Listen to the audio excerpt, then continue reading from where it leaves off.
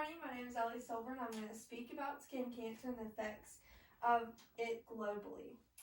There's a lack of knowledge regarding skin cancer, and so therefore it's affecting people globally. It's known that 7 out of 10 people will experience skin cancer before the age of 40.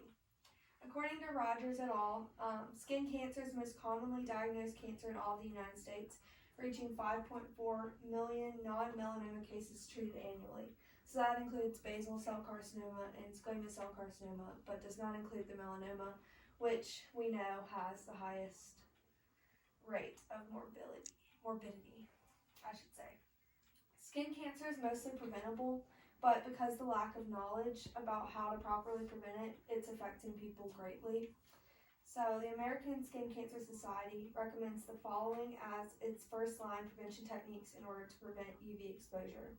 They said that you should seek shade when you're in the sun, wear protective clothing, utilize and wear hats, correctly apply and use sunscreen SPF 30 or higher, and avoid tanning bed usage. There's a misconception that sunscreen over 30 is less effective, and that it's basically all the same above 30, so that's like something that's greatly affecting people because they hear that repetitively, so they'll buy 15 or 30 SPF when in reality, like, that's not doing anything for their skin. And actually what SPF means is that for like the 30 minutes that you're in the sun, that's what's its protection. So anything over 30 minutes, you will begin burning. Whereas what most people think is that it's going to protect them, for 30 additional minutes after that time. Mahone recommends coupling the American Skin Cancer Society's recommendations along with self-skin checks and dermatology skin checks in order to reduce the incidence, morbidity, mortality, and recurrence of skin cancers across the board. Lack of proper care techniques are causing skin cancer as well, and their prevalence and recurrence is going up tremendously. Many people do not go see a dermatologist regularly and have spots that go undiagnosed. So a lot of this comes from people feeling that skin cancer is not necessarily needed to be treated, or they don't understand that the spots on their skin aren't just age spots, but rather they're actually sun damage spots that are causing skin cancer.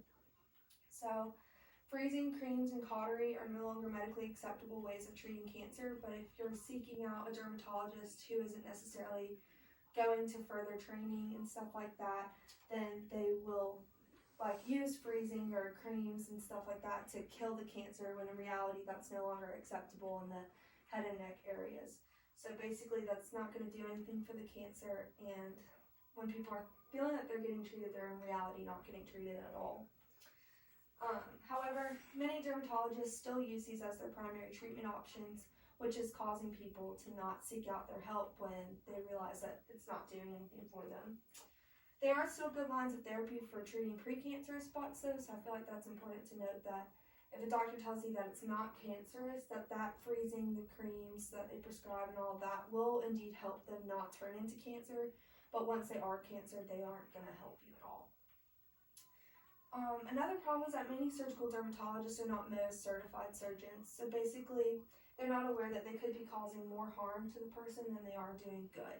So what happens is when they take out the skin cancer and they test it, they're only testing about 6% of the actual portion that they remove. So they're only checking what we call the margins, which would be like the outer edge of the spot that they took off.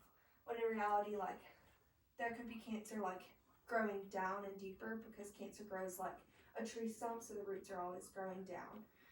So with most certified surgeons, what they do is they remove the cancer along with a safety margin, they send it off to the lab to be put onto slides, and then they're actually a pathologist as well, so they will read the full 100% of the actual thing that they're taking.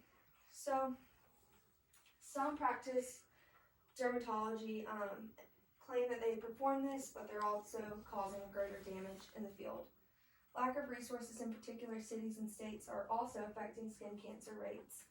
Looking at Alabama cities alone, many rural areas have no access to dermatologists. I currently work at a dermatology clinic, and we travel in order to provide good access for care for our patients who would go without it. So places like Sylacauga, Montgomery, believe it or not, they are actually bigger cities but have no dermatologists in their area. So, like cities, states with more rural communities have higher skin cancer rates than others. So according to the Cancer Center, Utah, Vermont, Minnesota, and Idaho currently have the highest rates of skin cancer. Statistically speaking, this does not make sense alone because they have a lower risk for UV exposure due to their location. Due to our living location in Alabama, it's important to note that we are tied with Hawaii for skin cancer rates. So that's pretty bad considering they're on more islandy, closer to the equator and stuff like that. So that's all I have to tell you. Hope you have a great day.